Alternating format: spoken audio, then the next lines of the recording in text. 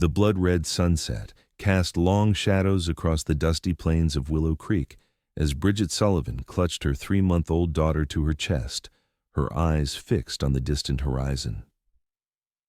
The year was 1878, and life in the Wyoming Territory offered little mercy to a young widow with a baby and nowhere to go.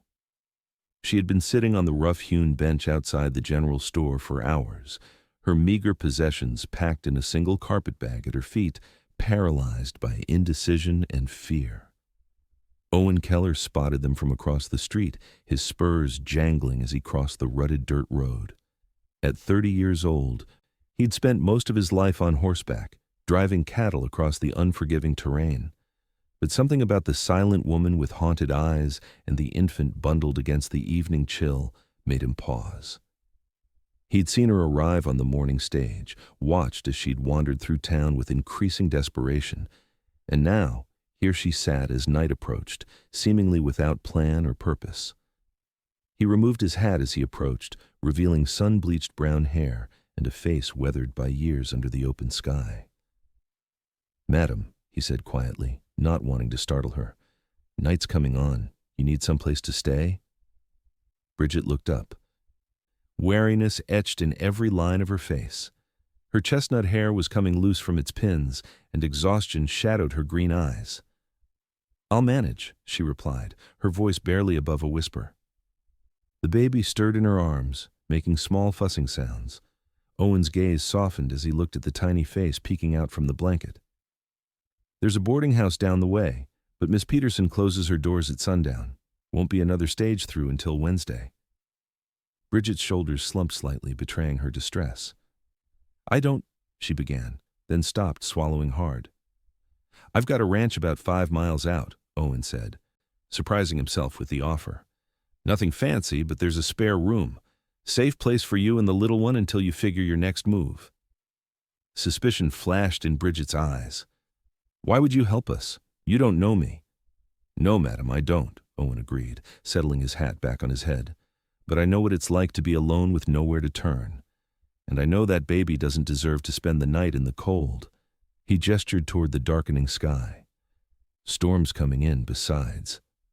As if on cue, a distant rumble of thunder rolled across the plains. Bridget looked down at her daughter, who had fallen back to sleep. One tiny fist pressed against her cheek. The weight of her decision hung in the air between them. "I've got a wagon," Owen added softly. "We could be there before the rain hits." Bridget studied him, the honest blue eyes, the calloused hands that hung loose at his sides, the respectful distance he maintained. Everything in her screamed caution, but the baby shifted against her chest, and she knew she had to make a choice. "All right," she finally said, her voice steadier than she felt. "Just until the next stage." Owen nodded, relieved, as he helped her gather her things and led her to his wagon. Something stirred within him, a feeling both unfamiliar and overwhelming. Looking at the woman cradling her child, he couldn't have explained why, but he leaned close as he helped her up onto the wagon seat and whispered, "You'll both be mine forever." The words slipped out unbidden, so quiet he wasn't sure she'd heard them, but they echoed in his heart with the certainty of a vow. The journey to Owen's ranch passed mostly in silence, broken only by the rumble of thunder drawing closer and the steady clip-clop of the horse's hooves. Bridget held her daughter close, grateful for the sturdy wagon roof protecting them from the first fat raindrops that began to fall. "What's her name?" Owen asked after a while, his eyes on the rutted road ahead. "Emma," Bridget replied, glancing down at the sleeping infant. "Emma Rose Sullivan," Owen nodded. "Pretty name. How old?"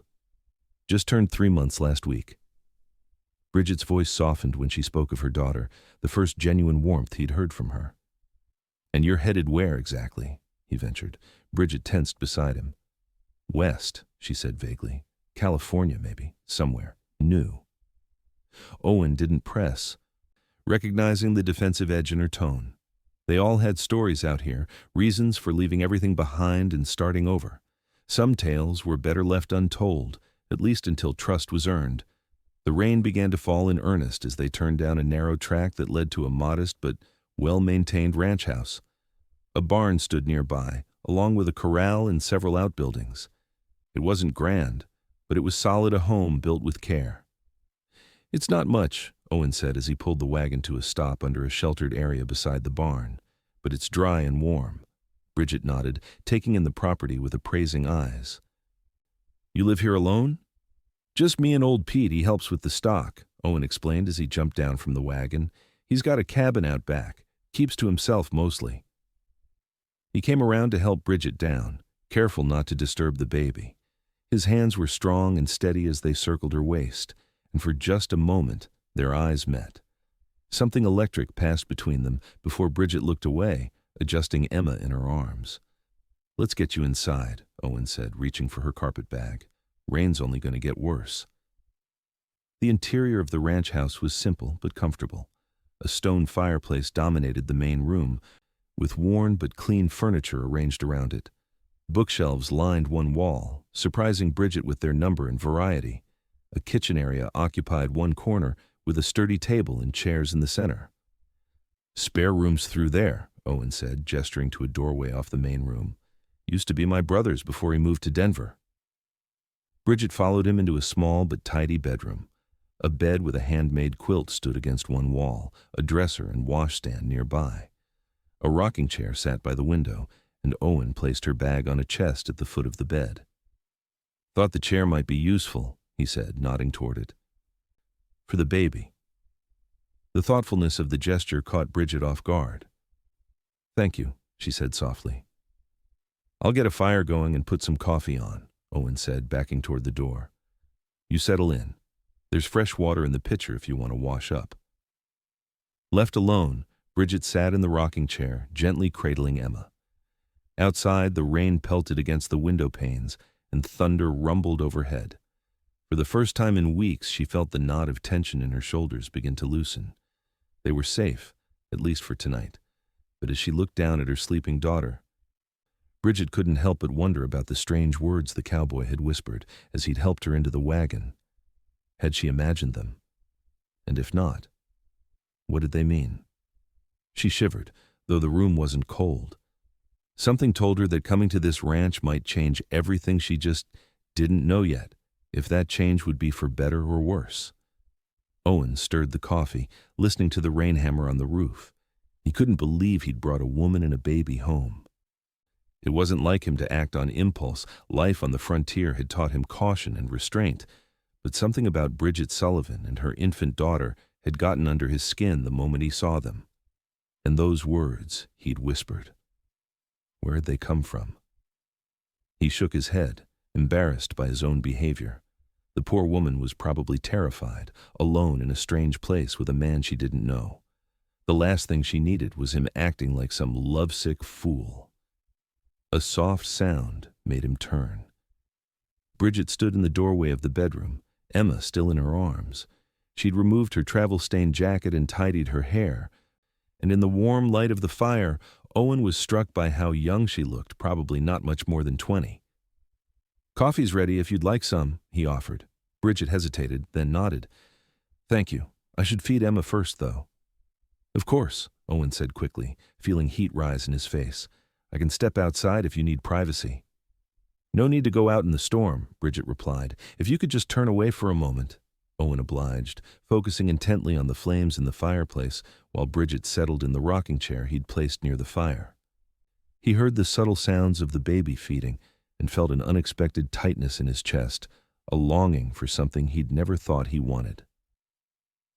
"You can turn around now," Bridget said after a while. Owen brought her a cup of coffee, which she accepted with her free hand. Emma was nestled against her shoulder, eyes heavy with contentment. "She's beautiful," Owen said, taking a seat across from them. "Looks like you."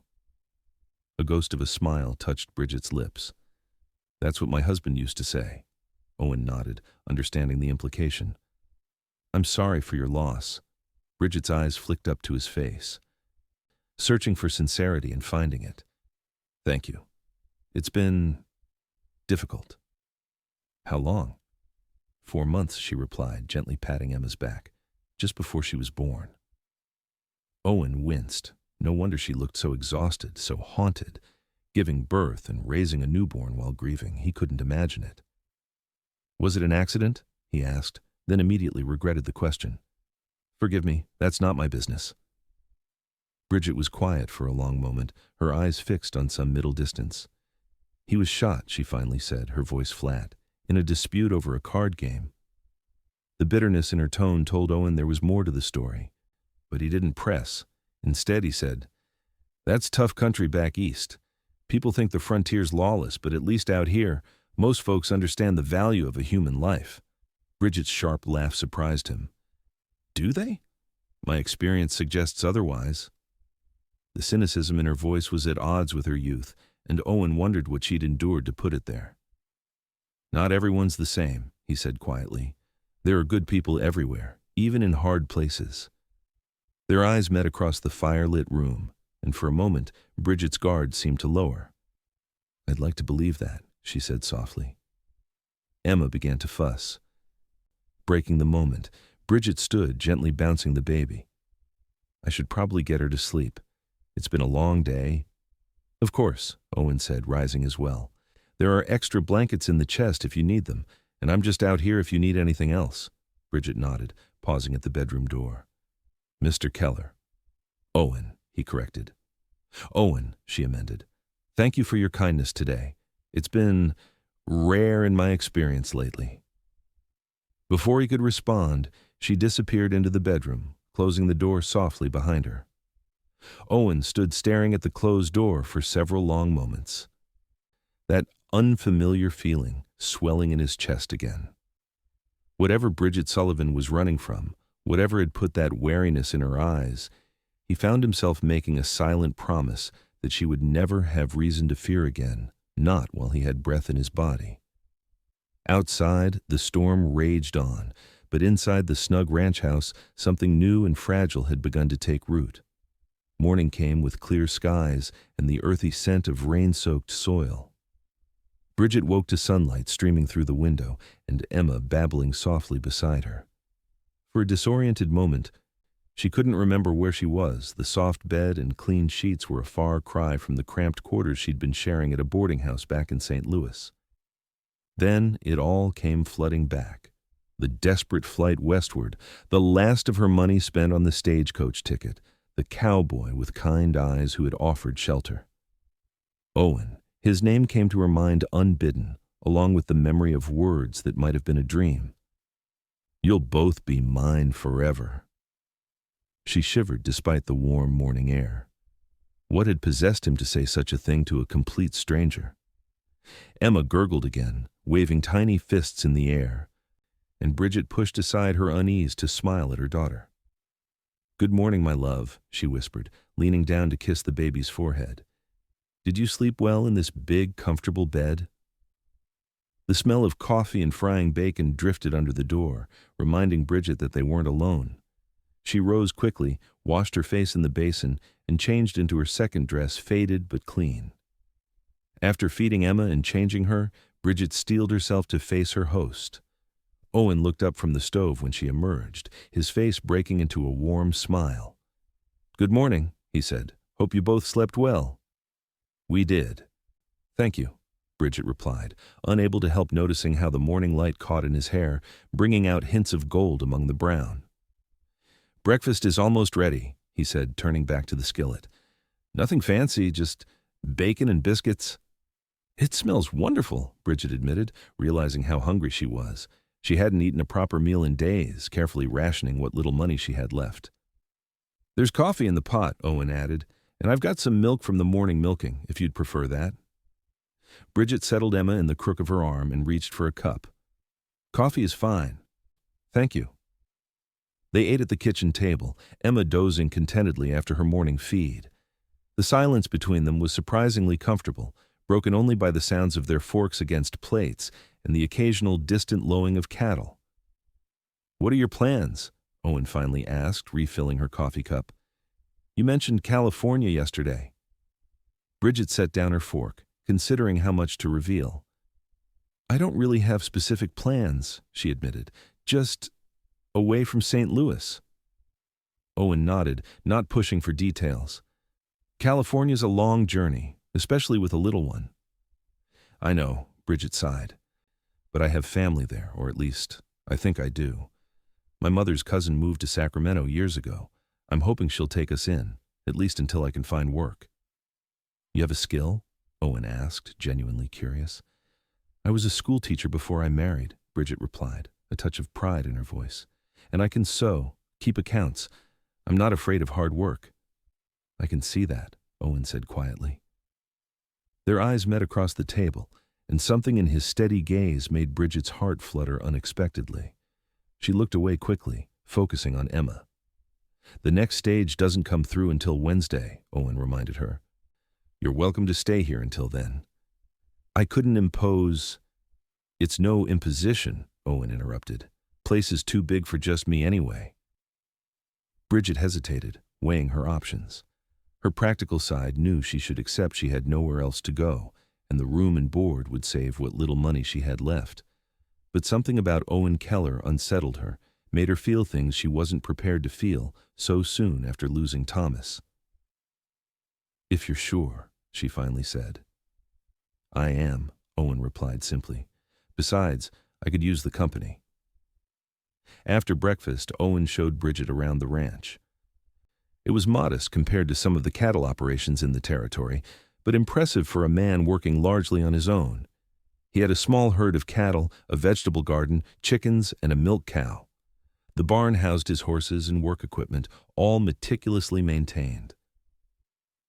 "How long have you been here?" Bridget asked as they walked back toward the house, Emma cradled against her chest in a sling Bridget had fashioned from a shawl.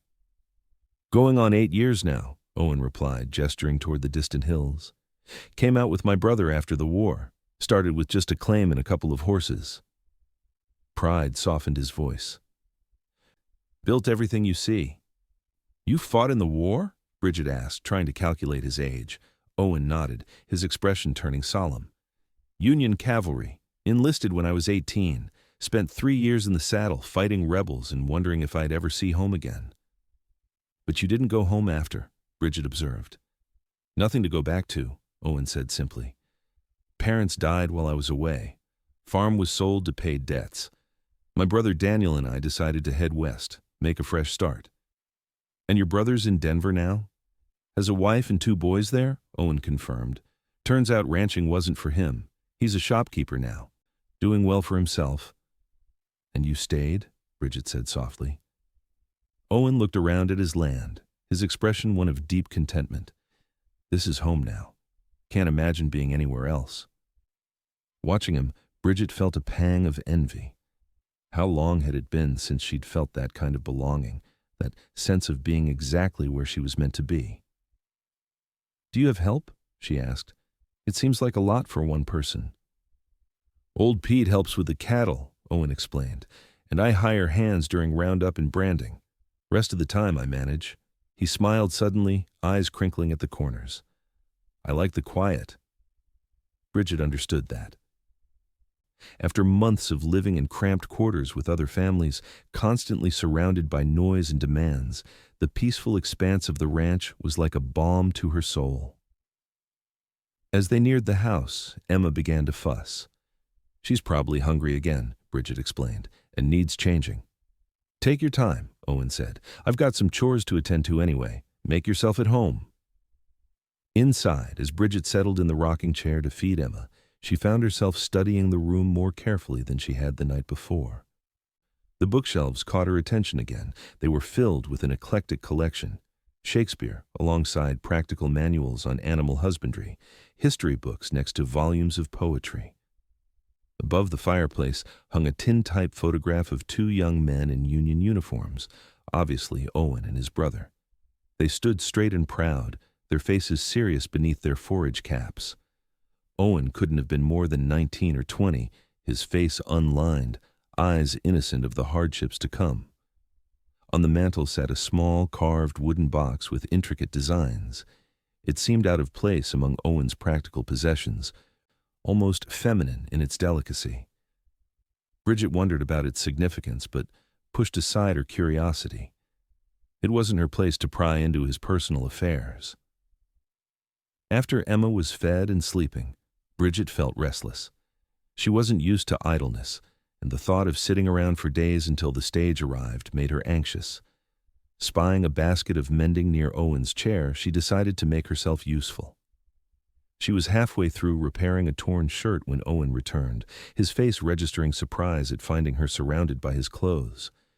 "You don't have to do that," he said, removing his hat and hanging it on a peg by the door. "I don't mind," Bridget replied, not looking up from her stitching. "Seems a fair exchange for your hospitality." Owen watched her for a moment, her head bent over her work, fingers moving deftly with the needle. Something about the domestic scene made his chest tight with longing. "Where did you learn to sew like that?" he asked, moving to wash his hands in the basin. "My mother," Bridget answered, a sad smile touching her lips. "She was a seamstress, said a woman who could sew would never go hungry." "Smart woman," Owen commented. "What happened to your parents?" "Influenza," Bridget said simply. "Winter of '72. I was 17. "I'm sorry," Owen said, and he meant it. He knew all too well the ache of losing family. Bridget tied off her thread and bit it with her teeth. "It was a long time ago. You learned to go on." Her matter-of-fact tone broke Owen's heart a little.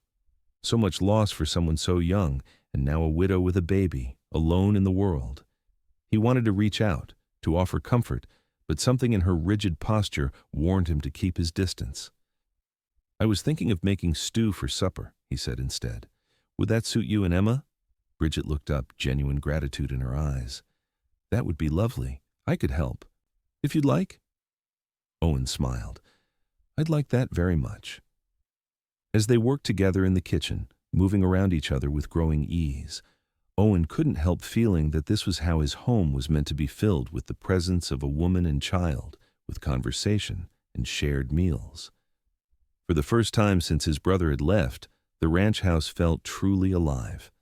And when Bridget smiled at something, he said a real smile that reached her eyes, Owen knew he was in serious danger of losing his heart completely. The next few days settled into an unexpected rhythm. Owen went about his ranch work, and Bridget found ways to make herself useful around the house. She mended clothes, baked bread, and even organized Owen's chaotic collection of receipts and accounts, revealing a sharp mind for numbers that impressed him greatly. "You've saved me hours of headaches," he said when she showed him the neatly organized ledger she'd created. Bridget shrugged, but he could see she was pleased by the praise. "I enjoyed it, actually. It's been a while since I've used my mind for something other than worrying." They spent evenings by the fire, sometimes reading silently, sometimes talking. Owen was careful not to pry into her past, but slowly. Pieces of Bridget's story emerged. She'd been teaching at a small school in Illinois when she met Thomas Sullivan, a charming man with big dreams. They'd married quickly, too quickly, she now realized, and moved to St. Louis where Thomas had prospects that never quite materialized. "He always had a scheme," Bridget said one night, her voice soft as she rocked Emma. "Always knew someone who could make us rich. I believed him at first." Owen heard the disillusionment in her voice and wondered what kind of man Thomas Sullivan had really been. "And then?" he prompted gently. Bridget sighed. "And then I realized he spent more time in saloons than looking for honest work. By then I was expecting Emma, and we were living in 2 rented rooms above a laundry." She fell silent, and Owen didn't push. There was more to the story, he could sense it, but whatever demons haunted Bridget Sullivan, she wasn't ready to share them all. Instead, he told her about his own life. Growing up on a hardscrabble farm in Ohio, the war years that had aged him beyond his years, the journey west with Daniel, and the painstaking work of building the ranch from nothing. "Weren't you ever lonely?" Bridget asked one evening. "All these years out here, mostly on your own?" Owen considered the question. Sometimes," he admitted, "but I've always been comfortable with my own company. And there's the town when I need to see people." "No special someone?" Bridget asked, then immediately looked embarrassed. "I'm sorry, that's none of my business." "It's all right," Owen assured her. "There was someone once, Sarah Blackwell. Her father had the neighboring claim when Daniel and I first settled here." "What happened?" Bridget asked softly. Owen's eyes grew distant with memory. "Typhoid fever took her and her mother both in '71. She was 19. "I'm sorry," Bridget said. understanding in her voice. Owen nodded his acknowledgement. After that, I just focused on building the ranch. Figured love wasn't in the cards for me.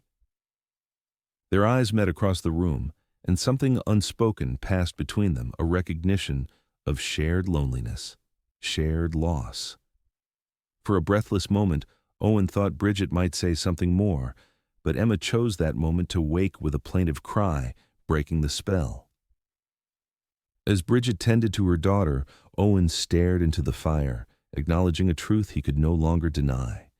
He was falling in love with this strong, wounded woman and her innocent child. And in 2 days, unless something changed, they would board the stage and leave his life forever. The thought was unbearable. Wednesday arrived with a clarity that hurt. The sky was a perfect, painful blue, the air crisp with early autumn. Owen stood on the porch, watching the sun rise over his land, a cup of coffee cooling in his hands. Inside, he could hear Bridget moving about, preparing for their departure. He'd offered to drive her to town for the afternoon stage, an offer she'd accepted with quiet gratitude. Now, as the moment approached, Owen wrestled with what to say, what to do. How could he ask her to stay when she had her heart set on California? What could he possibly offer that would make her choose this life, choose him over the security of family and a fresh start? The door opened behind him, and Bridget stepped out, Emma bundled against the morning chill. "Beautiful day," she said softly. Owen nodded, unable to speak past the lump in his throat. "I wanted to thank you," Bridget continued, coming to stand beside him at the railing, "for everything. Your kindness these past days has meant more than I can say." "You don't have to go," Owen blurted out, the words escaping before he could stop them. Bridget turned to him, her eyes wide with surprise. "What?" Owen set down his cup, gathering his courage. "Stay," he said simply. "Here, with me." "Owen," Bridget began, confusion in her voice. "I know it's sudden," he rushed on. "I know we've only just met. But these days with you and Emma, it's like the house finally became a home. Like there was a piece missing that I didn't even know about until you filled it." Bridget stared at him, her lips parted in shock. "You can't mean—" "I do," Owen said, taking a step toward her. "I know it sounds crazy. Maybe it is. But I think I'm falling in love with you, Bridget Sullivan. With both of you." Emma cooed in Bridget's arms, seemingly oblivious to the tension between the adults. Bridget looked down at her daughter, then back at Owen, her expression torn. "We hardly know each other," she whispered. "We know enough," Owen countered. "We know about loss and survival. We know about starting over. And I think we know there's something between us, something worth exploring." Bridget's eyes filled with tears. "I can't," she said, her voice breaking. "I wish I could, but I can't."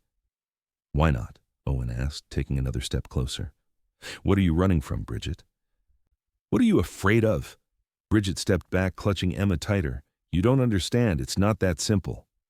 "Then help me understand," Owen pleaded. "Whatever it is, we can face it together." For a long moment, Bridget seemed to waver. Then her expression hardened and she shook her head.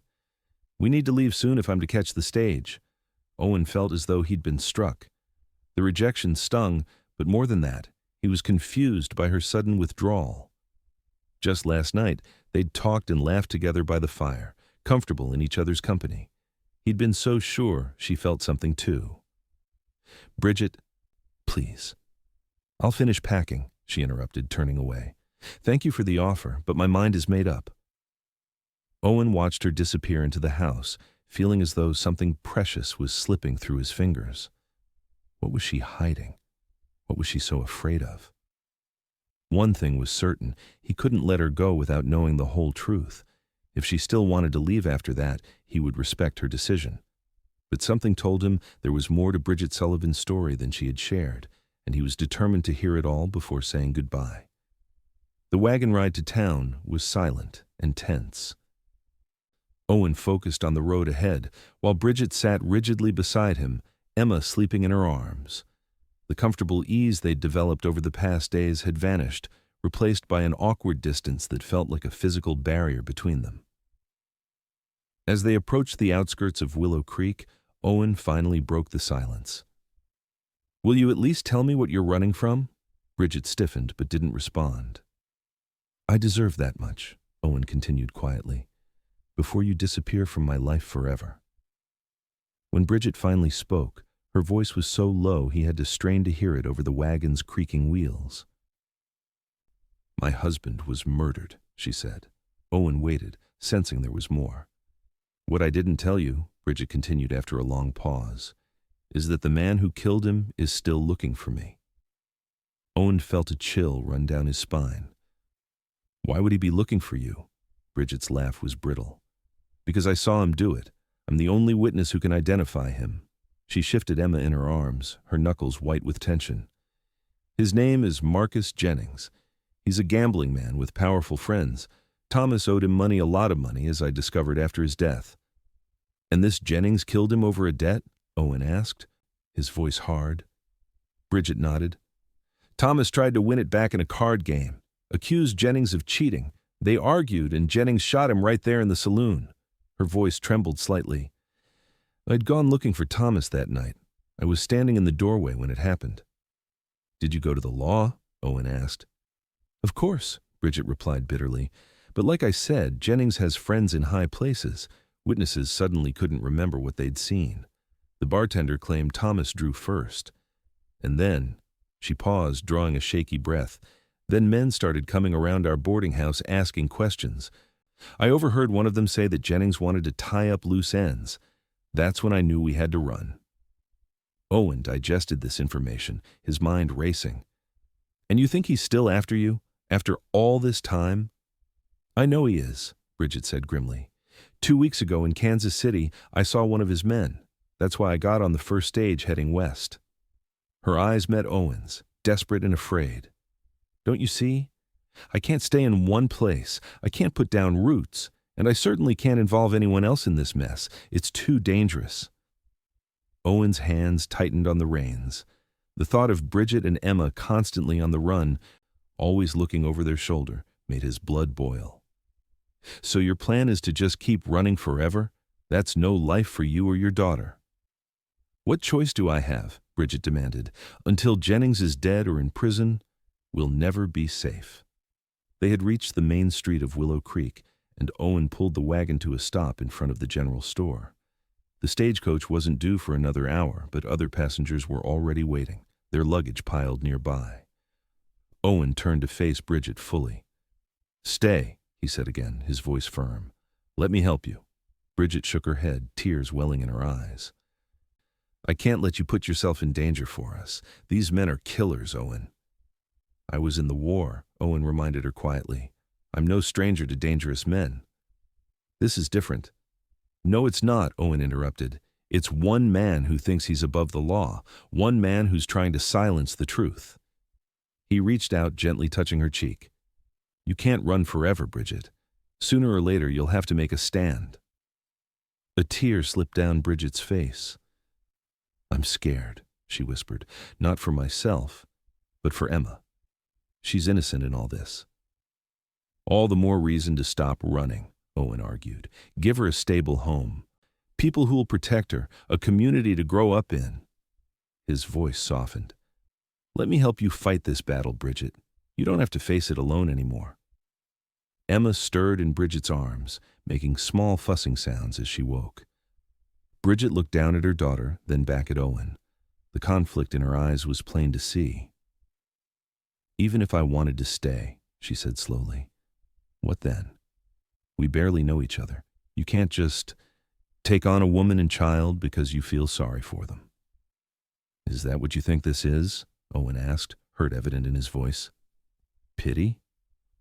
What else could it be? Bridget challenged. We've known each other less than a week. Owen took a deep breath.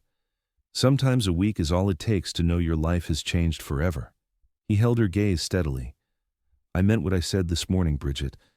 I'm falling in love with you.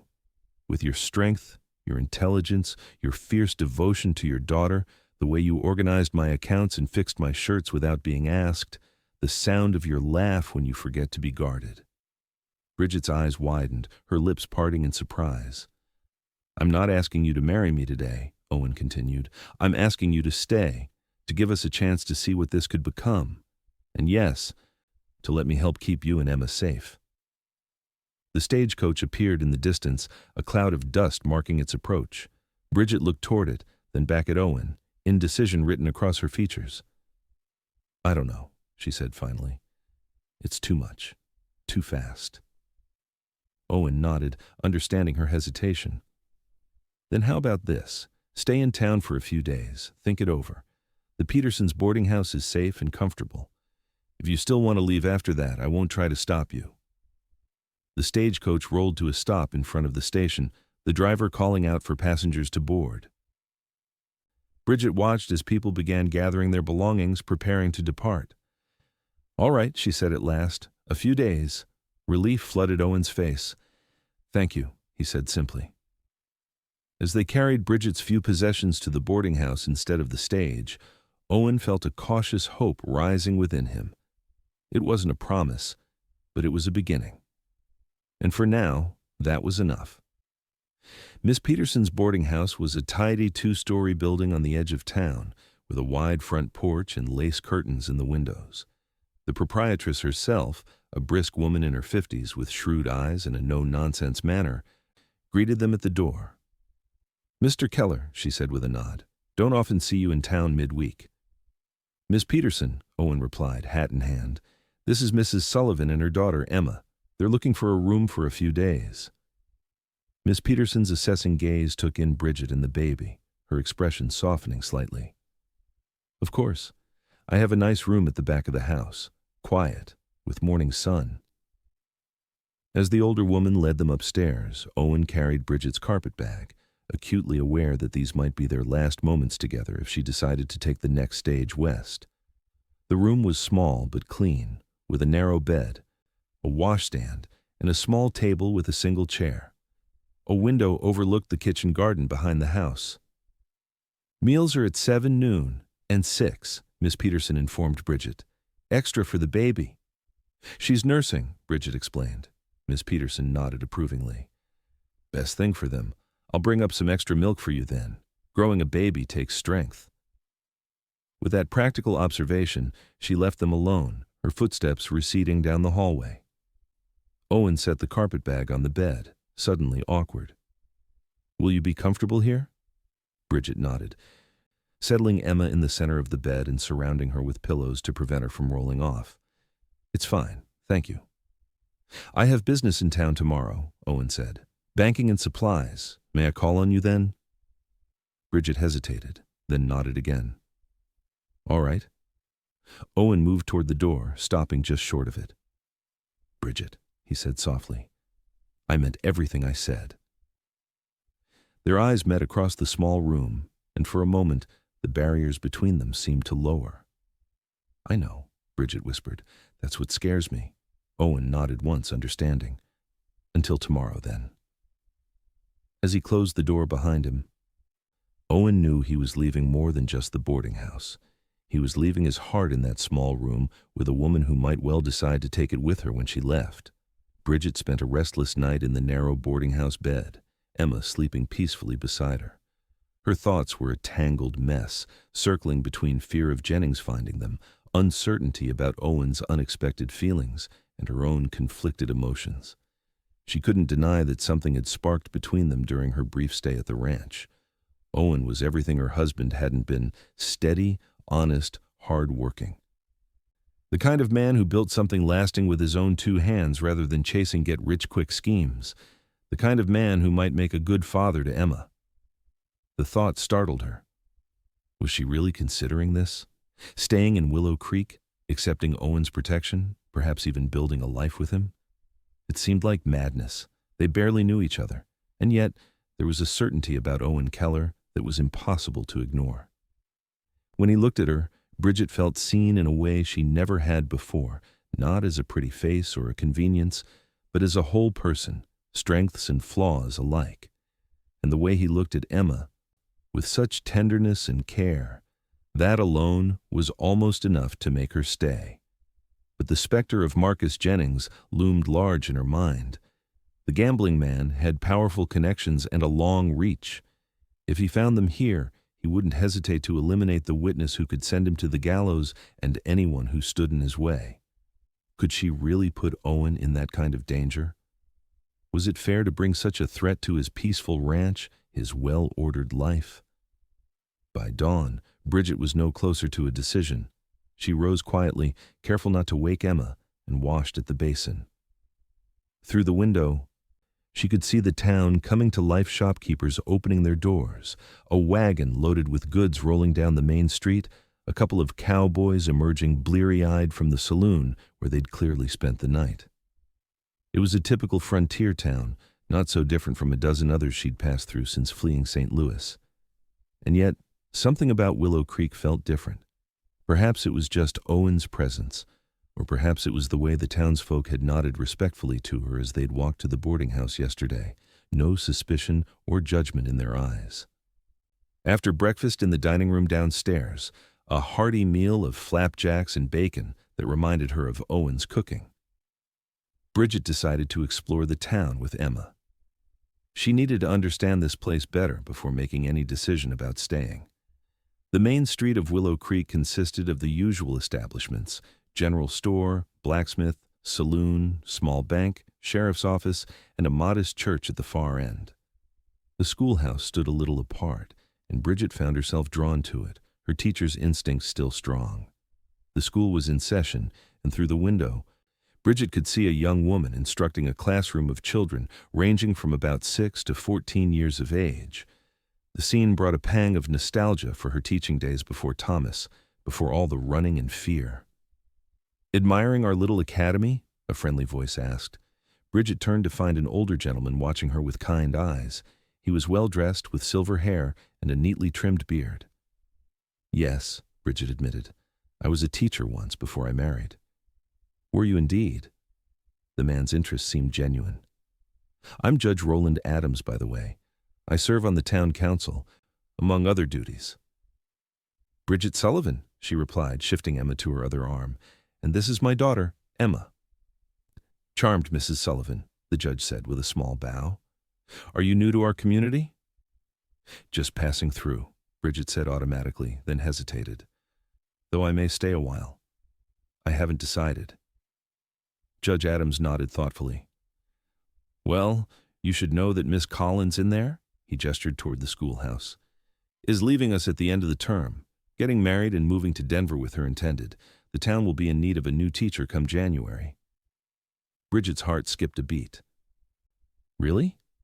"Indeed. And good teachers are hard to come by out here." The judge studied her with shrewd eyes. "Something to consider, perhaps, if you're contemplating a longer stay." Before Bridget could respond, a familiar figure caught her eye further down the street. Owen was emerging from the bank, hat pulled low against the morning sun. As if sensing her gaze, he looked up, a smile breaking across his face when he spotted her. "Ah, I see you know our Mr. Keller," Judge Adams observed, following her gaze. "Yes," Bridget said softly. "He's been very kind to me and Emma." The judge's eyes twinkled knowingly. "Owen's one of our finest citizens, salt of the earth, that young man. Built his ranch from nothing, and now it's one of the most prosperous small operations in the county." He paused, watching as Owen approached. Any woman would be fortunate to catch his eye. Heat rose in Bridget's cheeks at the judge's implication. "We're just acquaintances," she murmured. "Of course," Judge Adams said, not sounding convinced in the slightest. "Well, I'll leave you to your exploration of our humble town. Think about what I said regarding the teaching position, Mrs. Sullivan. Willow Creek could use a woman of your background." With a tip of his hat, the judge continued on his way, passing Owen with a friendly greeting as they crossed paths. "Good morning," Owen said as he reached Bridget, his eyes warm. "I see you've met Judge Adams." "Yes, he was very welcoming," Bridget replied, suddenly feeling shy in Owen's presence. "He mentioned they'll need a new teacher soon." Owen's eyebrows rose in surprise. "Did he now? That's fast work, even for the judge. He must have taken a liking to you." "It's probably just a coincidence," Bridget said, though she wondered if Owen had mentioned her teaching background to someone in town. "Maybe," Owen agreed, though his smile suggested otherwise. "Have you eaten? I was about to get some lunch at the hotel dining room. They make a fine stew on Thursdays." Bridget hesitated, then nodded. That would be nice. As they walked together toward the hotel, Owen beside her, his presence solid and reassuring, Bridget felt a strange sense of rightness that was hard to ignore. Here, in the sunshine of a Wyoming autumn day, with her daughter in her arms and this good man at her side, the shadows of St. Louis seemed very far away, but she knew better than to let her guard down completely. Marcus Jennings hadn't forgotten her, of that she was certain. The only question was how long it would take him to pick up her trail again, and what would happen when he did. The hotel dining room was surprisingly elegant for a frontier establishment, with white tablecloths and a small vase of wildflowers on each table. The other diners nodded respectfully to Owen as they entered, their curious glances at Bridget and Emma mostly friendly. Over bowls of rich beef stew and fresh bread, Owen told Bridget about his morning's business, the livestock he was planning to purchase, improvements he wanted to make to the ranch house before winter set in, a new breeding program he was considering for his cattle. "I'm boring you," he said suddenly, noticing her distant expression. "No," Bridget assured him quickly. "It's not that. I'm just thinking." "About staying?" Owen asked, hope evident in his voice. Bridget sighed, looking down at Emma, who was contentedly sleeping in the crook of her arm. "About everything. The teaching position, your offer, Jennings. Have you come to any conclusions?" Owen's voice was carefully neutral, but Bridget could see the tension in his shoulders. "Not yet," she admitted, "but I'm leaning toward staying, at least for a while." The words surprised her even as she spoke them, but she realized they were true. "If the school board would have me, I could support Emma and myself. We could have a real home, not just rooms." Owen's face brightened, and he reached across the table to take her free hand. "You'd be a wonderful teacher for this town, Bridget. The children would be lucky to have you." The warmth of his hand around hers sent a flutter through Bridget's chest. "And what about the other part of your offer?" she asked quietly. Owen's eyes held hers steadily. "That stands however you want to interpret it. Friendship, protection, more. It's your choice, Bridget. I won't pressure you." The sincerity in his voice nearly undid her. How long had it been since anyone had put her needs first, since anyone had offered her choices instead of demands? "I need time," she whispered. "You have it," Owen replied simply. "All the time you need." As they finished their meal and stepped back onto the street, Bridget felt lighter than she had in months. No decision had been made, not really, but for the first time since Thomas's death, she could see a possible future that wasn't just running and hiding, a future with stability for Emma, meaningful work for herself, and perhaps, just perhaps, love. But as Owen escorted her back toward the boarding house, a commotion near the stagecoach station caught their attention. A private coach had arrived, far grander than the regular stage, with matched black horses and a liveried driver. The man descending from it was expensively dressed, with a gold watch chain glinting across his vest and a walking stick topped with a silver knob. Bridget froze mid-step, her blood turning to ice in her veins. "What is it?" Owen asked, immediately alert to her distress. "That man," Bridget whispered, instinctively drawing Emma closer to her chest. "The one with the walking stick. That's Marcus Jennings." Owen's expression hardened as he studied the newcomer. "Are you certain?" "Positive," Bridget replied, her voice trembling. "We need to go, now." Without hesitation, Owen guided her into the alley between the general store and the gunsmith's shop. "My wagon's behind the bank," he said in a low voice. "Stay here. I'll bring it around." "No," Bridget clutched his arm. "He might see you. He might ask questions." "Then we'll leave together," Owen decided. "But not through the main street. There's a back way that leads behind the buildings. Follow me." With one last glance toward the stagecoach station, where Jennings was now speaking to the station master, Owen led Bridget deeper into the alley. They moved quickly but quietly, Emma thankfully still sleeping despite the tension surrounding her. As they reached the rear of the buildings, Owen pulled Bridget into the shadow of a staircase. "Wait here," he whispered. "I need to see where he's going." Before Bridget could protest, Owen had slipped away, moving silently along the back of the buildings until he could peer around the corner toward the main street. Bridget held her breath, rocking Emma gently, her heart pounding in her chest. When Owen returned moments later, his expression was grim. "He's headed for the hotel. Looks like he's planning to stay." "He's found me," Bridget whispered, despair washing over her. "Somehow he's tracked me here." "Maybe," Owen conceded. "Or maybe it's just business. Willow Creek's growing. We've got the new silver mine opening up in the hills. Could be he's here for that." Bridget shook her head. "It's too much of a coincidence." "Either way," Owen said firmly, "we need to get you somewhere safe while we figure this out." He took her elbow, guiding her toward the end of the alley.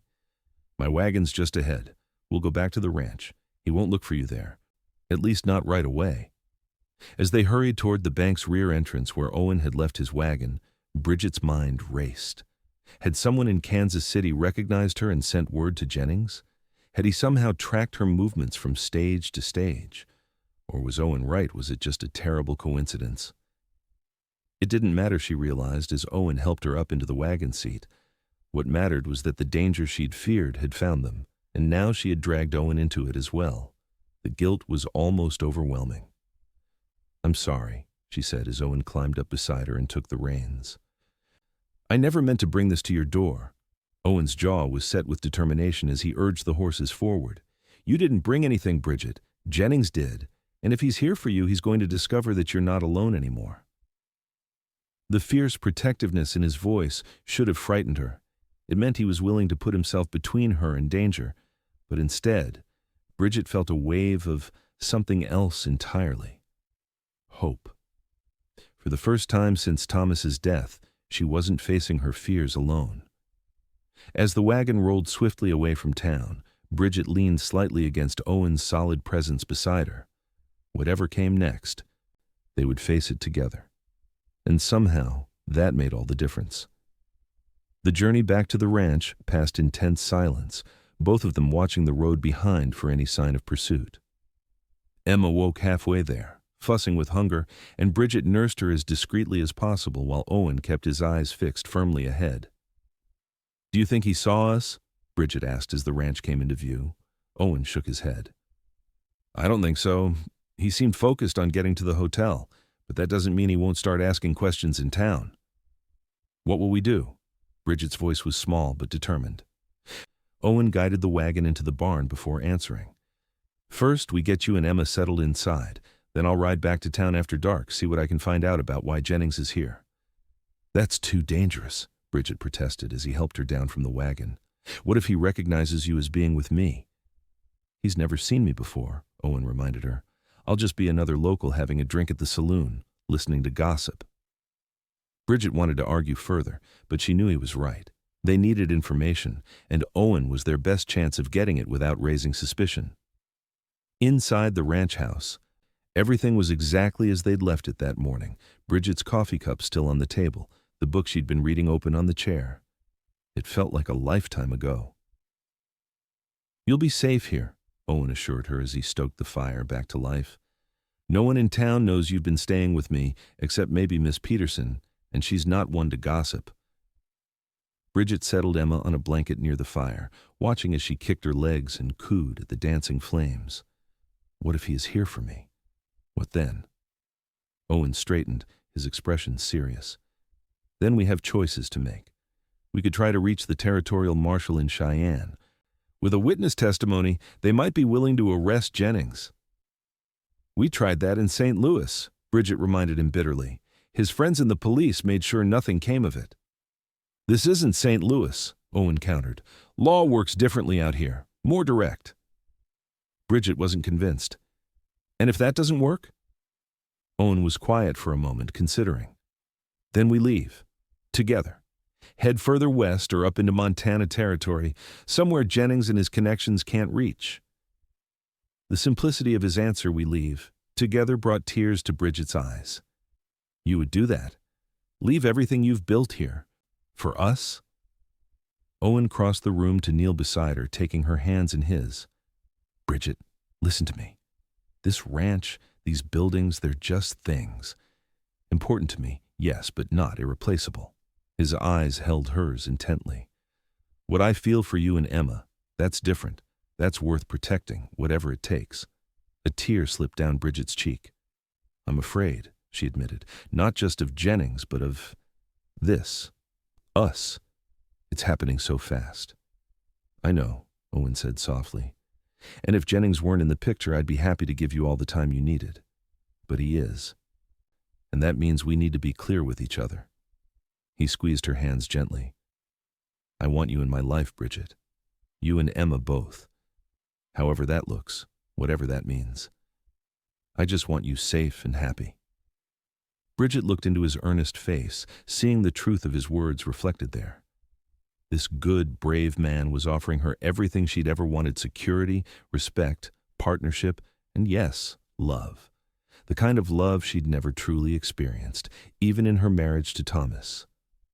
"I think," she said slowly, "I might be falling in love with you too." "Owen Keller?"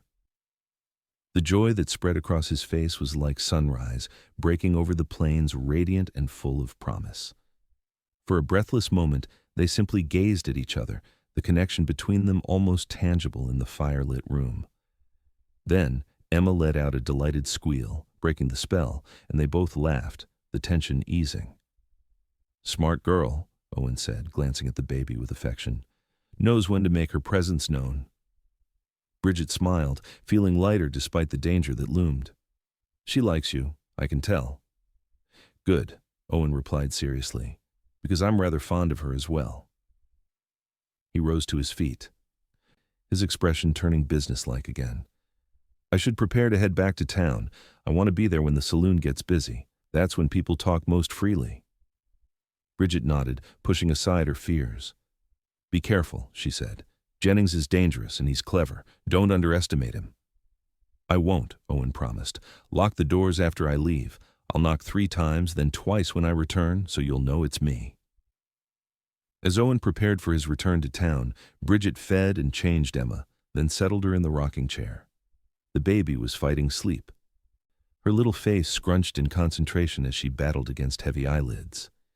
"Just like your mama," Bridget murmured, stroking Emma's cheek. "Always trying to stay awake for the important parts." Owen appeared in the doorway, now dressed in simpler clothes, a plain shirt and worn trousers, a different hat pulled low over his brow. With his gun belt strapped to his hip, he looked every inch the frontier rancher, indistinguishable from a dozen others who might frequent the town saloon. "I'll be back as soon as I can," he said. "Try not to worry." Bridget rose from the rocking chair, Emma finally asleep in her arms, and crossed to him. "That's like asking the sun not to rise," she said wryly, "but I'll try." Owen hesitated, then leaned down to press a gentle kiss to her forehead. "For luck," he murmured. The tender gesture nearly undid Bridget. She reached up with her free hand to touch his cheek. "Come back to us," she whispered. Their eyes held for a long moment, volumes of unspoken feelings passing between them. Then Owen stepped back, settling his hat more firmly on his head. "Count on it," he said, and was gone. Bridget locked the door behind him, listening to the receding hoofbeats of his horse. Then she settled Emma in the center of Owen's bed, surrounding her with pillows, and went to the window to watch the darkness settle over the land. Somewhere out there, Marcus Jennings was plotting his next move. And here she was, caught between fear and hope, danger and possibility. For Emma's sake, for her own sake, and now for Owen's, she had to be strong enough to face whatever came next. Night had fallen completely by the time Owen reached Willow Creek. The saloon was in full swing, yellow light and raucous laughter spilling from its windows onto the darkened street. He tied his horse at the hitching post, took a steadying breath, and pushed through the bat-wing doors. The interior was hazy with tobacco smoke and crowded with the usual Thursday night crowd: cowboys from nearby ranches, miners from the new diggings in the hills, and a few townsmen relaxing after a day's work. Owen nodded to several acquaintances as he made his way to the bar, keeping his movements casual despite the tension coiling in his gut. "Evening, Carl," he greeted the bartender. "Whiskey?" Carl, a balding man with massive forearms and a perpetually suspicious expression, slid a glass toward him. "Keller, don't usually see you in town on a weeknight." Owen shrugged, taking a small sip of the whiskey. "Needed supplies. Thought I'd have a drink before heading back." The bartender accepted this with a nod and moved away to serve another customer. Owen turned slightly, leaning against the bar to survey the room. His eyes quickly found what he was looking for, Marcus Jennings, seated at a corner table with Judge Adams and two other men Owen recognized as members of the town council. The sight confirmed his suspicions. Jennings wasn't in Willow Creek looking for Bridget. He was here on business. The relief was momentary, though. Just because Jennings hadn't tracked Bridget here didn't mean he wouldn't recognize her if their paths crossed. Owen sipped his drink, straining to catch snippets of the conversation from the corner table. The words investment and expansion reached his ears, along with silver and railroad spur. It seemed Jennings was indeed interested in the new mine, possibly as an investor. "Fancy fellow, ain't he?" a voice commented beside him. Owen glanced over to find Sheriff Tom Larson beside him at the bar, his weathered face set in thoughtful lines as he too observed the corner table. "Evening, Sheriff," Owen replied noncommittally. Larson signaled to Carl for a drink. "Came in on a private coach this afternoon, all the way from St. Louis, according to the judge. Some kind of businessman or banker." The sheriff's tone suggested he wasn't entirely convinced. "Judge seems mighty impressed with him." "Judge is always looking for investors for the town," Owen observed neutrally. Larson grunted in agreement. "True enough. But something about that one doesn't sit right with me." He took a long drink. "Too smooth by half." Owen's estimation of the sheriff rose considerably. Larson might look like a simple frontier lawman, but he had good instincts. "Any particular reason you're suspicious?" he asked carefully. Larson shrugged. "Just a feeling. Man's got a gun under that fancy coat. Good one, too. Not the usual type a businessman carries for protection." Owen filed that information away. A man like Jennings would be armed, of course, but the sheriff's observation suggested he was prepared for more than just routine self-defense. "Well, I'm sure you'll keep an eye on him," Owen said lightly. "Make sure he doesn't cause any trouble while he's visiting our town." Larson gave him a shrewd look. "That I will." He drained his glass and set it on the bar. "Night, Keller. Tell old Pete I'm still waiting on that rematch at Checkers. Man owes me $1 from last time." Owen nodded, watching as the sheriff made his way out of the saloon. Larson was a good man to have on their side, he decided. Direct, observant, and not easily fooled. If it came to confronting Jennings, the sheriff might prove a valuable ally. Turning his attention back to the corner table, Owen noticed that the meeting seemed to be breaking up. Judge Adams and the other council members were rising, shaking hands with Jennings. As they moved toward the door, Owen caught fragments of their conversation. Tour of the site tomorrow morning. Very promising returns. Could transform the whole region. Jennings remained at the table, signaling to a saloon girl for another drink. His expression was satisfied, like a cat who'd gotten into the cream. Whatever business he was conducting in Willow Creek, it was clearly going well. Owen finished his whiskey, deciding he'd learned enough for one night. As he turned to leave, however, he found his path blocked by Judge Adams. "Owen, didn't expect to see you in town tonight," the judge said jovially, though his eyes were sharp with curiosity. "Just picking up some supplies, Judge," Owen replied evenly. "Thought I'd have a quick drink before heading back." The judge nodded, apparently accepting this explanation. "Well, since you're here, let me introduce you to Mr. Jennings. He's considering some significant investments in our little community." Before Owen could politely decline, the judge was guiding him toward the corner table. Jennings looked up as they approached, his cold eyes assessing Owen with the practiced calculation of a man used to measuring others.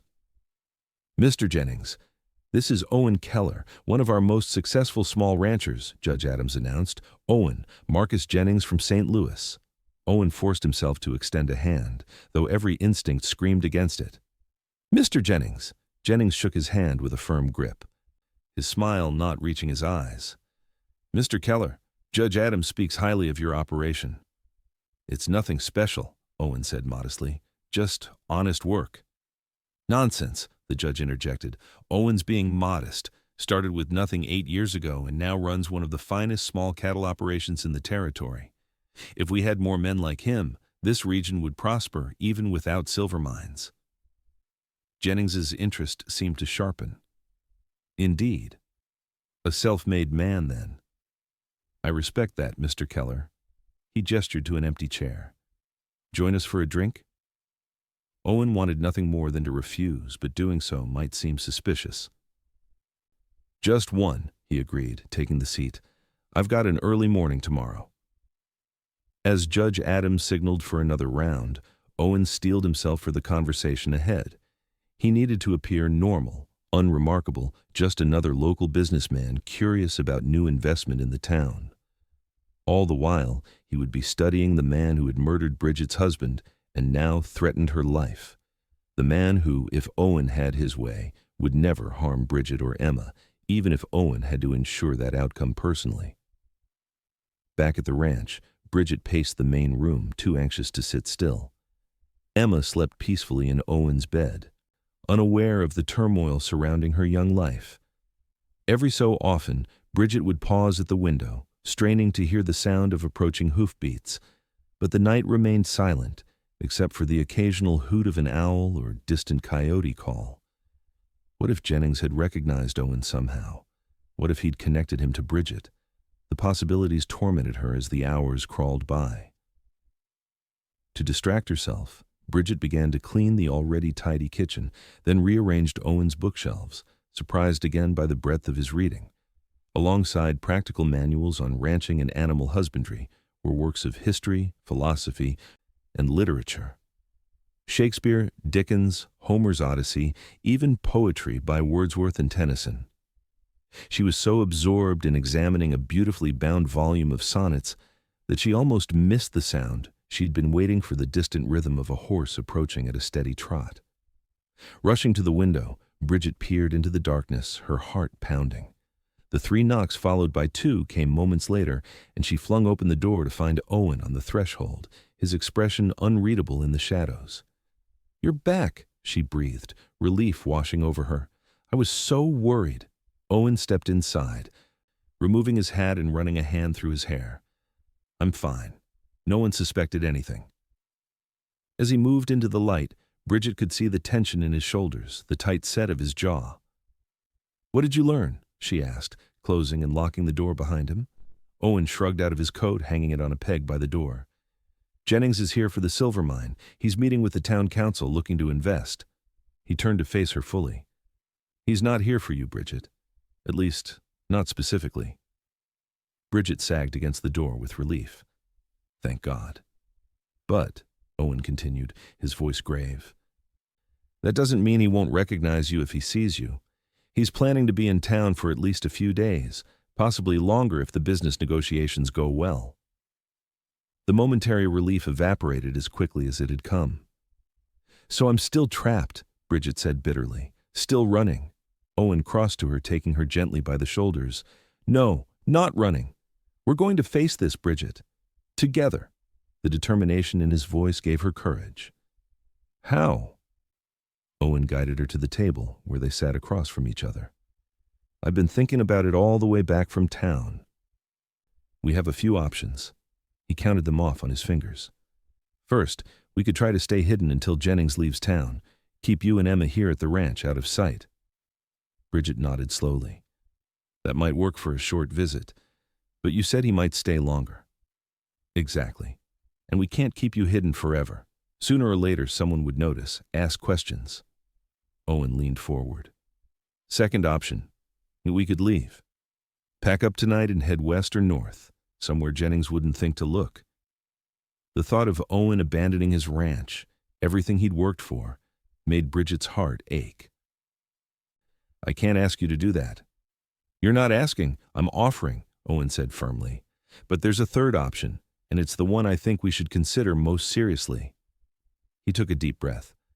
"We take the fight to Jennings, gather evidence of his crimes, present it to Sheriff Larson, and let the law handle him." Bridget stared at him in disbelief. "Evidence? What evidence? It's my word against his, and he has money and influence on his side." "For now," Owen agreed. "But men like Jennings always leave a trail. The sheriff already suspects there's something off about him. If we can find proof of his criminal activities, combined with your testimony about Thomas's murder. It's too dangerous, Bridget protested. If Jennings even suspects I'm here, he'll come after me after us. That's why we need to be smart about this, Owen insisted. We don't confront him directly. We gather information quietly, build a case that's too strong to ignore. He reached across the table to take her hand. Bridget, you can't run forever. Sooner or later you'll have to stand and fight for your freedom, for Emma's future. Tears welled in Bridget's eyes. I'm scared, she whispered. I know, Owen said gently, but you're not alone anymore. And I promise you, Jennings will not harm you or Emma, not while I have breath in my body. The fierceness of his protection, the unwavering certainty in his voice, broke something open inside Bridget. All the fear and loneliness she'd carried since Thomas's death came rushing out in a flood of tears. Owen moved around the table to gather her into his arms, holding her as she wept against his chest. I'm so tired, she managed between sobs. Tired of being afraid, tired of running, tired of not having a home. Then let this be your home, Owen murmured into her hair. Let me be your shelter, Bridget. Let me help you fight this battle. As her tears subsided, Bridget became acutely aware of Owen's embrace, the solid warmth of his chest beneath her cheek, the strength in the arms that cradled her, the gentle hand stroking her hair. She pulled back slightly to look up at him, finding his blue eyes dark with emotion in the firelight. Why? She asked softly. Why would you risk everything for us? Owen's hand came up to cup her cheek, his thumb gently wiping away a lingering tear. Because some things are worth fighting for, he said simply. Some people are worth any risk. The tenderness in his gaze was Bridget's undoing. She lifted her face to his, and Owen needed no further invitation. His lips met hers in a kiss that started gentle but quickly deepened with all the pent-up emotion of the past days. Bridget's arms wound around his neck, drawing him closer, her body arching against his as years of loneliness and fear melted away in the heat of their connection.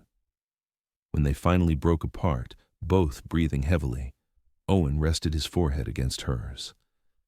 I've wanted to do that since the moment I saw you on that bench, he admitted. Bridget smiled, feeling truly happy for the first time in longer than she could remember. I'm glad you waited until now, she whispered. It means more this way. A small cry from the bedroom interrupted the moment Emma awakening, ready for her midnight feeding. Bridget reluctantly pulled away from Owen's embrace. I should go, he said, pressing a quick kiss to her forehead. Take care of our girl. We'll talk more in the morning. Our girl. The casual claim sent a wave of warmth through Bridget's chest as she moved toward the bedroom. Perhaps, against all odds, they could be a family she, Emma, and this extraordinary man who had entered their lives like an answer to prayers she hadn't dared to utter. As she settled in the rocking chair to feed Emma, Bridget made a decision. No more running. With Owen by her side, she would face Marcus Jennings and the shadows of her past. Whatever it took, she would secure a future for her daughter, a future filled with love, security, and the home they both deserved. Dawn broke over the plains with streaks of pink and gold, finding Bridget already awake and moving quietly around the kitchen. She'd slept better than she had in months, despite the lingering threat of Jennings's presence in town. Something had shifted within her, a determination born of Owen's unwavering support and her own rediscovered strength. Owen emerged from his makeshift bed on the sofa, hair tousled, eyes warm with affection, as he watched her preparing breakfast. Morning, he said, his voice still rough with sleep. You're up early. Bridget smiled, feeling strangely shy after their passionate embrace the night before. Couldn't sleep anymore. Too many thoughts. Owen moved to the wash basin, splashing water on his face. Good thoughts or worrying ones? He asked, reaching for a towel. Both, Bridget admitted, turning the bacon in the pan. I've been thinking about what you said last night, about facing Jennings. Owen's expression turned serious as he approached, leaning against the counter beside her. And? You're right, Bridget said, meeting his gaze steadily. I can't run forever. It's not fair to Emma, and it's not the example I want to set for her. She took a deep breath. I want to fight back. I want to build a life here with you if that's still what you want." The joy that broke across Owen's face was like sunshine after a storm. "It's what I want more than anything," he said, reaching out to cup her cheek. "Are you sure, Bridget? This won't be easy." "I'm sure," she replied, covering his hand with her own. "We'll face Jennings together, and then we'll build something good here, something that lasts." Owen leaned down to kiss her, a kiss full of promise and commitment. Bridget melted into it, her heart expanding with emotions she'd never thought to feel again. A burning smell broke them apart. "The bacon!" Bridget exclaimed, turning quickly to rescue their breakfast. Owen laughed, the sound rich and carefree. "Worth it," he declared, moving to pour coffee for them both. Over breakfast, they formulated a plan. Owen would ride into town that morning, ostensibly on ranch business, but in reality to gather whatever information he could about Jennings's movements and intentions. Bridget and Emma would remain at the ranch, safe and out of sight. "We need to know his schedule," Owen explained, spreading a rough map of the town on the table between them. "The judge mentioned something about touring the mine site today. If Jennings is out of town for that, it might give us a chance to speak with Sheriff Larson privately." Bridget nodded, studying the map. "Do you think the sheriff will believe me, without evidence?" "Larson's a good man with solid instincts," Owen replied. "He already suspects there's something off about Jennings. Your testimony might be enough to convince him to at least investigate further." He reached across the table to take her hand. "And if not, we'll find another way. I promise you that." The fierce protectiveness in his voice made Bridget's throat tight with emotion. "Be careful today," she said. "If Jennings suspects anything—" "He won't," Owen assured her. "To him, I'm just another local rancher interested in the new investments coming to town, nothing more." After breakfast, as Owen prepared to leave, Bridget stood on the porch with Emma in her arms, watching him saddle his horse. The domestic scene struck her with its rightness, as though they'd been doing this for years instead of days. "I'll be back by mid-afternoon," Owen said, mounting his horse. "Keep the doors locked, just to be safe." Bridget nodded, adjusting Emma in her arms. "We'll be fine. Emma and I have plenty to keep us busy." Owen looked down at them, his expression softening. "You're a sight to come home to," he said quietly. "Both of you." Heat rose in Bridget's cheeks at the simple compliment. "Hurry back to us," she replied. With a tip of his hat and a warm smile, Owen turned his horse toward town. Bridget watched until he disappeared over the rise, then went back inside, locking the door behind her as promised. The morning passed quietly. Bridget busied herself with domestic tasks, laundering some of Emma's things, baking bread, mending more of Owen's clothes. It felt good to have purpose again, to be caring for a home rather than just surviving from one day to the next. Around noon, as she was settling Emma down for a nap, Bridget heard the distant sound of approaching horses, more than one, by the sound of it. Her first thought was that Owen had returned early, perhaps with Sheriff Larson, but caution made her move to the window rather than opening the door. What she saw made her blood run cold. 3 riders were approaching the ranch house, and the one in the lead, astride a gleaming black horse, was unmistakably Marcus Jennings. Panic seized her for a moment. How had he found her? Then clarity. This must be part of the tour Owen had mentioned. The mine was in the hills beyond the ranch. They were likely passing through on their way there. Bridget grabbed Emma from her makeshift cradle and retreated to the bedroom, heart pounding. They would just pass by, she told herself. There was no reason for them to stop at the ranch house, but then she heard the horses come to a halt outside, followed by voices and the sound of boots on the porch steps. A firm knock rattled the door. "Hello? Anyone home?" It was Judge Adams's voice, jovial and unsuspecting. Bridget stood frozen in the bedroom, Emma clutched to her chest. If she stayed silent, perhaps they would assume no one was home and continue on their way. "Strange," she heard the judge say. "I was sure Owen would be around. He rarely leaves the ranch unattended." "Perhaps he's out with the cattle," another voice suggested. "Not Jennings, someone else." "Likely so," the judge agreed. "We can catch him on our return journey. Mr. Jennings was interested in seeing some of our local success stories alongside the new ventures." Bridget held her breath, praying they would leave. Emma stirred against her chest, making small fussing sounds that threatened to become full-blown cries. Bridget gently bounced her, whispering soothing words, desperate to keep her quiet for just a few more minutes. "Fine-looking operation," Jennings's voice came clearly through the window, sending a chill down Bridget's spine. "Self-made man, you said?" "Indeed," the judge replied. "Started with almost nothing after the war. Now runs one of the most efficient small ranches in the territory."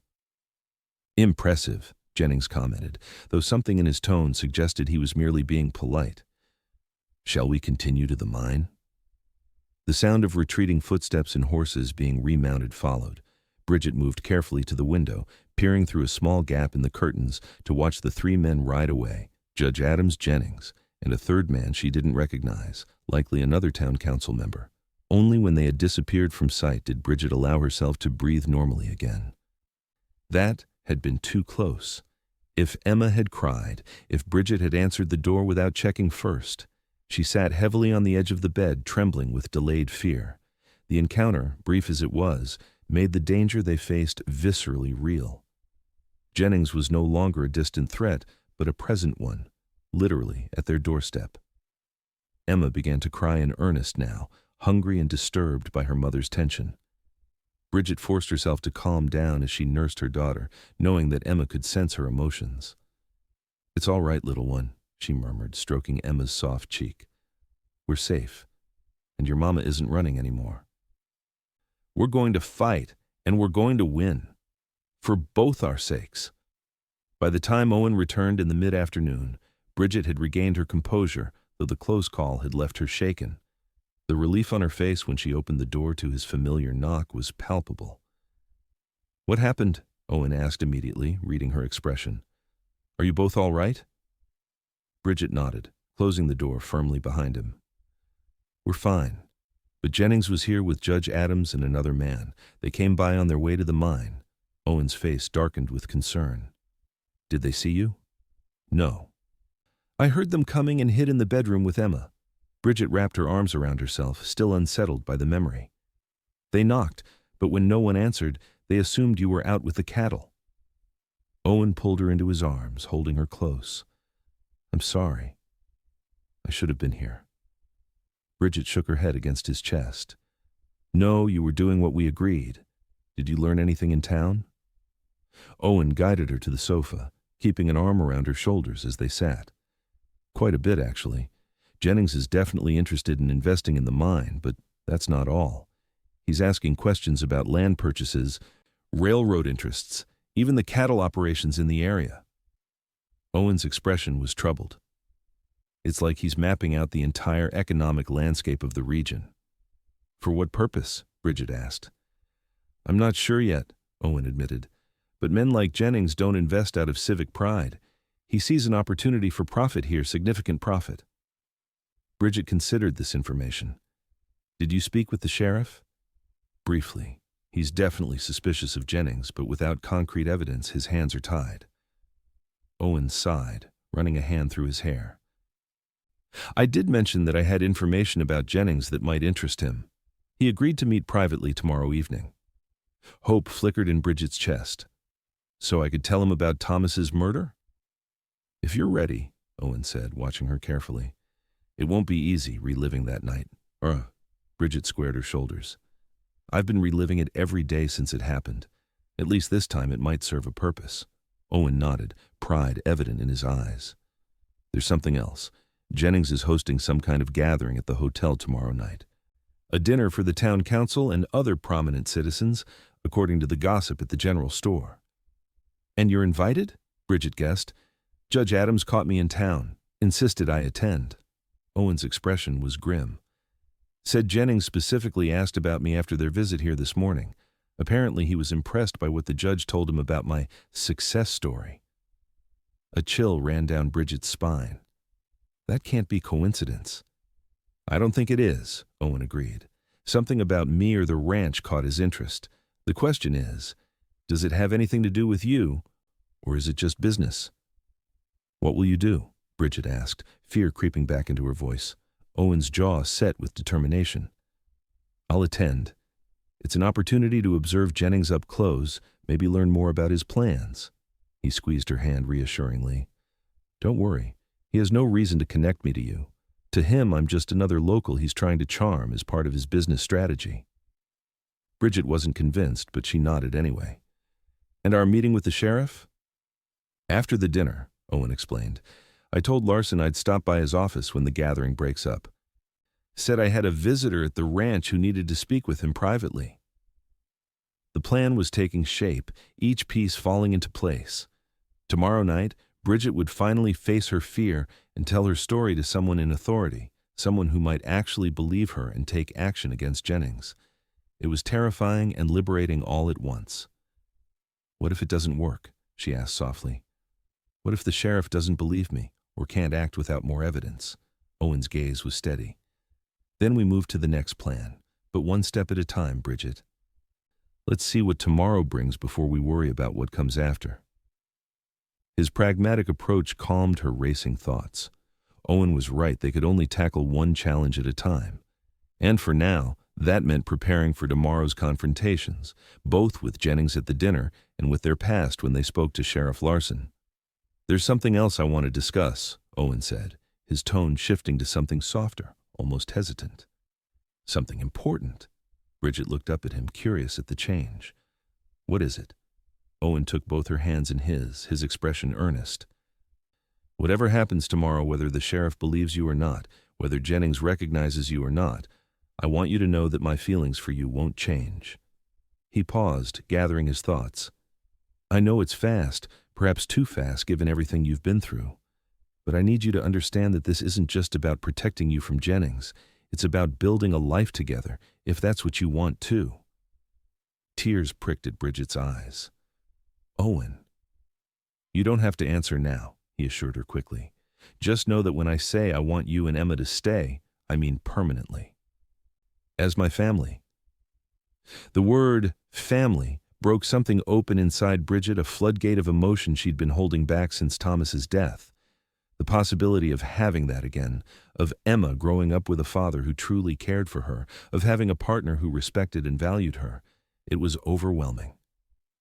I want that too, she whispered, her voice thick with emotion. More than anything, the joy that spread across Owen's face was blinding in its intensity. He pulled her into his arms, holding her as though she were the most precious thing in the world. Then no matter what happens tomorrow, he murmured against her hair, we'll face it together, and afterward, we'll build the life we both deserve. As the sun began to set over the plains, casting long shadows across the ranch, Bridget allowed herself to believe in that promise. Tomorrow would bring danger and confrontation, but it would also bring the possibility of freedom from fear, from running, from the shadows of the past. And beyond that, a future brighter than she had dared to imagine since the terrible night that had sent her fleeing from St. Louis with nothing but her newborn daughter and the clothes on her back. A future with Owen, on this land that he had built from nothing, where they could raise Emma together and perhaps, in time, give her siblings to love and grow with. A real home, a real family. It was worth any risk, any battle. And tomorrow, they would begin fighting for it in earnest. The day of reckoning dawned clear and cool, a hint of autumn crispness in the air. Bridget woke early, finding Owen already up and moving quietly around the kitchen, careful not to disturb Emma, who still slept peacefully in the bedroom. You're up early, Bridget observed, joining him at the stove where he was brewing coffee. Owen turned, a soft smile lighting his face at the sight of her. Couldn't sleep. Too much on my mind. Bridget understood completely. Today would determine so much of their future, whether they could truly build a life here, or whether they would need to flee again, this time together. Are you ready for tonight? Owen asked, handing her a steaming cup. Bridget took a sip, letting the strong brew fortify her. As ready as I'll ever be. It won't be easy to tell my story again, to relive that night. She swallowed hard. But it's necessary. I understand that now. Owen's eyes filled with admiration. You're the strongest woman I've ever known, Bridget Sullivan. The simple compliment warmed her more than the coffee. Not so strong, she demurred. Just tired of being afraid. That's a kind of strength, too, Owen pointed out.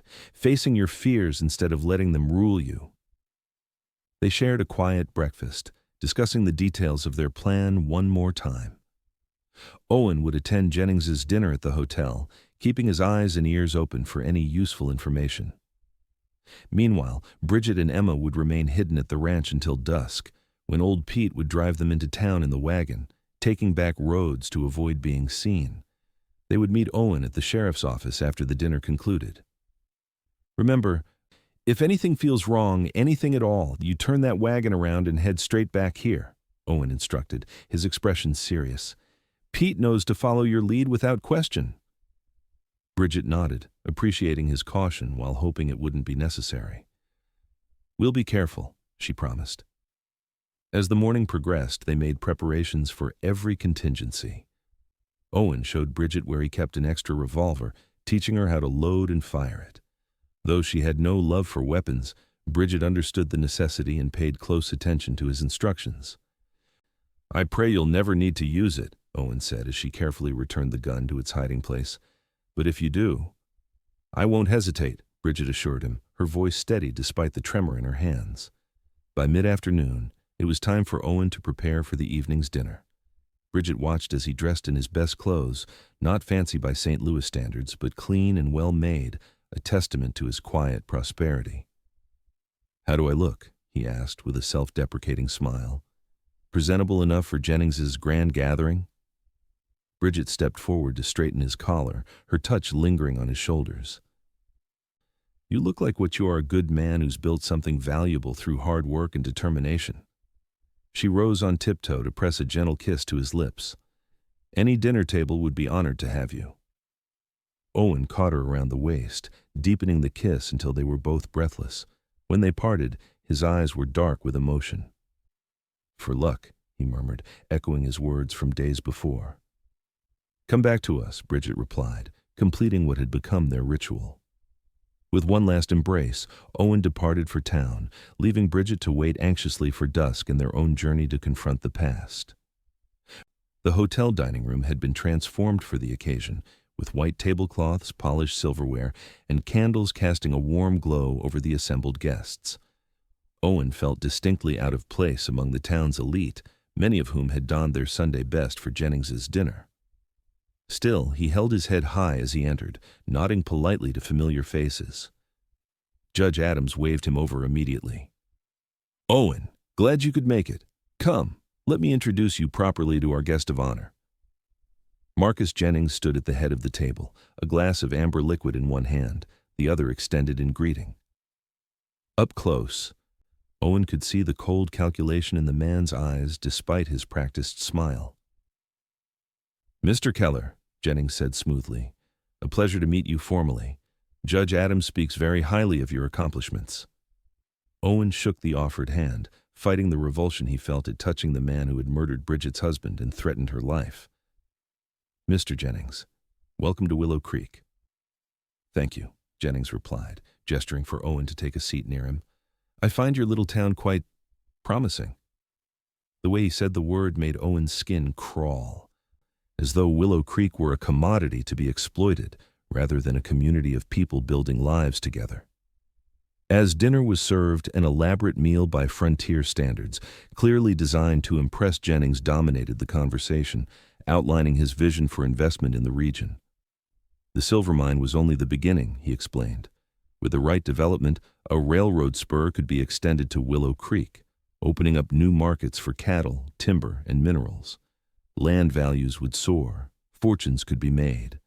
The town council members listened with rapt attention, clearly seeing dollar signs in their future.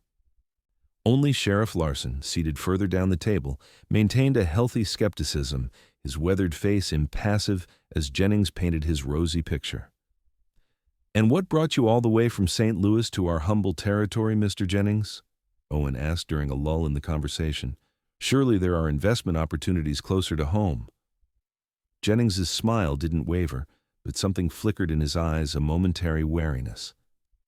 "A man with vision must go where opportunity leads him, Mr. Keller. The frontier represents the future of this country. Those who recognize that fact early will reap the greatest rewards."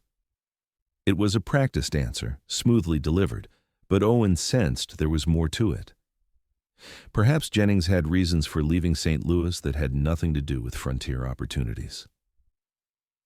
"And your business in St. Louis?" Owen pressed, keeping his tone merely curious. "Will you maintain it while developing interests here?" Again, that flicker in Jennings's eyes. "My affairs in St. Louis are well established and run efficiently without my constant presence," he replied, "though I do find myself increasingly drawn to the cleaner air of the West." Cleaner air or a cleaner slate? Owen wondered if Jennings was finding St. Louis too hot to hold him after Thomas Sullivan's murder. Perhaps there were questions being asked, investigations that made it prudent for a man of Jennings's particular talents to establish himself elsewhere. As the dinner progressed, Owen observed Jennings carefully, noting how he subtly flattered the town council members while gathering information about land ownership, water rights, and potential obstacles to his plans. It was a masterful performance, and by the time dessert was served, most of the men around the table were firmly under Jennings's spell. "Your ranch, Mr. Keller," Jennings said suddenly, turning his attention back to Owen. "Judge Adams tells me you own a significant parcel northwest of town." Owen nodded cautiously. "That's right. About 2,000 acres, plus grazing rights on adjacent public land." Jennings sipped his brandy, his expression thoughtful. "Prime location. If the railroad spur were to be extended in that direction, your property would become quite valuable indeed." Warning bells rang in Owen's mind. "The ranch suits my needs as it is," he said neutrally. "I'm a cattleman, not a speculator." "Every man has his price, Mr. Keller," Jennings replied with a thin smile. "Even the most dedicated cattleman." The implied threat was subtle but unmistakable. Owen maintained his composure with effort. "Perhaps, but some things aren't for sale at any price." Jennings studied him for a long moment, as though reassessing his initial impression. "An admirable sentiment, though I've found that principles often become more flexible when sufficient incentive is applied." Before Owen could respond, Judge Adams broke in with a loud toast to the future prosperity of Willow Creek, effectively ending the tense exchange. But as the dinner began to break up shortly afterward, Owen caught Jennings watching him with newfound interest and suspicion. "A moment of your time, Mr. Keller," Jennings said as Owen prepared to leave. He gestured toward a quiet corner of the room, away from the departing guests. Owen followed, every sense alert. "Mr. Jennings?" Jennings studied him, all pretense of conviviality gone. "You intrigue me, Mr. Keller. A man who built a successful ranch from nothing, yet seems unmoved by the prospect of multiplying that success tenfold." Owen shrugged. "I have what I need." "Do you?" Jennings asked softly. "A man alone on a large ranch. It seems a solitary existence." The implication was clear. Jennings had been asking questions about him, learning details of his personal life. Owen kept his expression neutral despite the chill that ran down his spine. "I prefer my own company to that of most people," he replied evenly. "No offense intended." Jennings smiled, a cold, calculating expression that never reached his eyes. "None taken. But I wonder—" He paused, watching Owen carefully. "Have we met before, Mr. Keller? Something about you seems familiar." Owen's heart skipped a beat, but he maintained his calm demeanor. "I don't believe so. I haven't been to St. Louis since before the war." Jennings nodded slowly, clearly not entirely convinced. "Well then, I look forward to further discussions about the future of Willow Creek and your potential role in it." The words were polite, but the underlying message was clear. Jennings had marked Owen as someone to watch, perhaps even as a potential obstacle to his plans. As Owen left the hotel, his mind raced. Had Jennings somehow connected him to Bridget? Or was his suspicion simply the natural caution of a man accustomed to looking for threats in every corner? Either way, their plan had just become more dangerous. If Jennings was already suspicious of Owen, bringing Bridget to town tonight was an even greater risk than they'd anticipated. But it was too late to change course now. Old Pete would already be on his way with Bridget and Emma, taking the back roads toward town as they had arranged. Owen's only option was to proceed with caution and hope that Sheriff Larson would prove an ally once he heard Bridget's story. With determined steps, Owen headed for the sheriff's office, aware that the next few hours would likely determine not just their safety, but their entire future.